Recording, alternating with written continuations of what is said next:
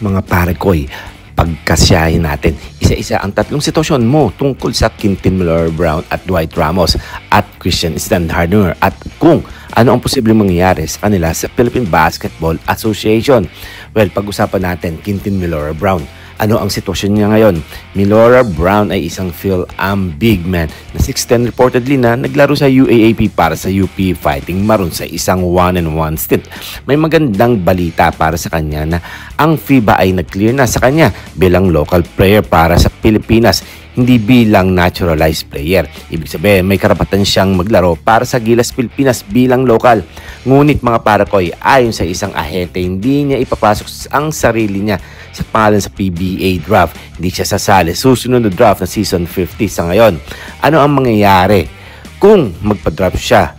Ito lang naman yung mga parakoy dahil hindi siya kasali sa susunod na draft. Ang tanong, makukuha siya ng Ginebra? Ay hindi, pero hypothetical ngayon. Kahit kasali siya ay maraming bagay ang tutukuyin. Kung ang pick siya ay makukuha, ano ang team na gustong kumuha sa kanya at kung may contract trade conditions. Ngunit dahil hindi siya nag-enter sa draft, sa ngayon hindi siya mapipick ng kahit anong koponan sa susunod draft. Ibig sabihin, hindi automatic na makukuha siya ng Ginebra o ng ibang team. Ang konklusyon ko lang to mga pare ko kay Quintin. Sa kasalukuyan kasi hindi siya maladraft ngayon, hindi agad makukuha ng Ginebra sa draft road sa hinaharap. Posibleng pumasok siya kung magpas siya at kung pumasok maaaring maging high pick dahil sa kanyang size and skills, pero wala siyang garantiya na sa Ginebra siya makakapasok o makukuha siya. Maraming team ang interesadong kumuha ng malaking prospect na si Quintin Milora. Well, si Dwight Ramos naman mga pare ko, posible rin na makakuha ng Barangay Ginebra.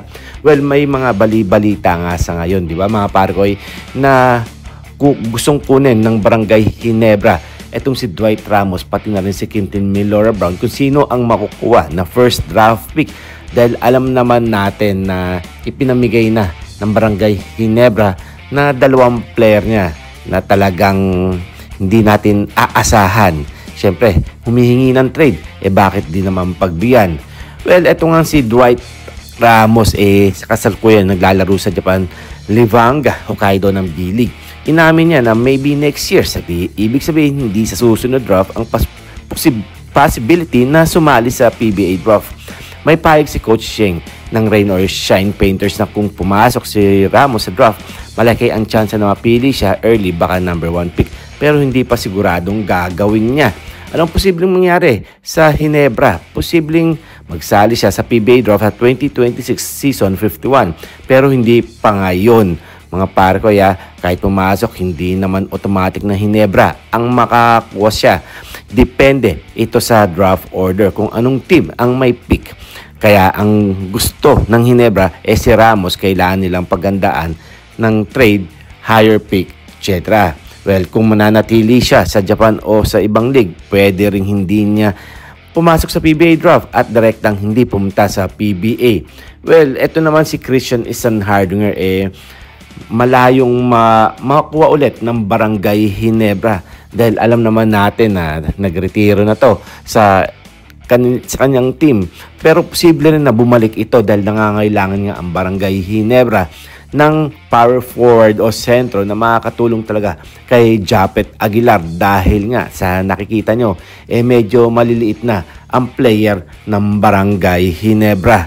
Well, di rin naman natin masisisi ang mga ibang player o mga coaching staff ng Barangay Ginebra sa nangyari kay Christian Standhardinger. Bakit nila ipinamigay ang player na to, samantalang sa ngayon nangangailangan sila ng mga malalaking player dahil wala na sila, kulang na dahil alam naman natin na may edad na rin etong si Japet Aguilar. Well, ayan ang paghandaan natin at hihintayin natin sa susunod na season kung magpapadraft sila Dwight Ramos, pati na rin si Quintin Miller-Brown at kung matsatsambahan ng Barangay Ginebra na makuha si Christian Standhardinger ulit, pati na rin sila Greg Slaughter.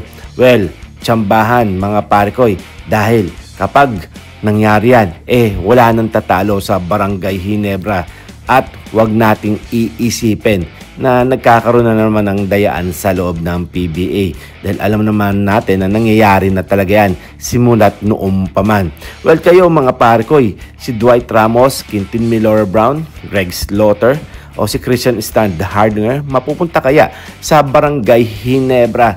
Well, kung ako lang tatanungin sana makuha ng Barangay Ginebra sa draft sa susunod na season itong si Dwight Ramos, pati na rin si Quintin Miller-Brown at paglaro na rin si Greg Slaughter. And this is Tondo Boy Vlogs. I'm out. God bless you all.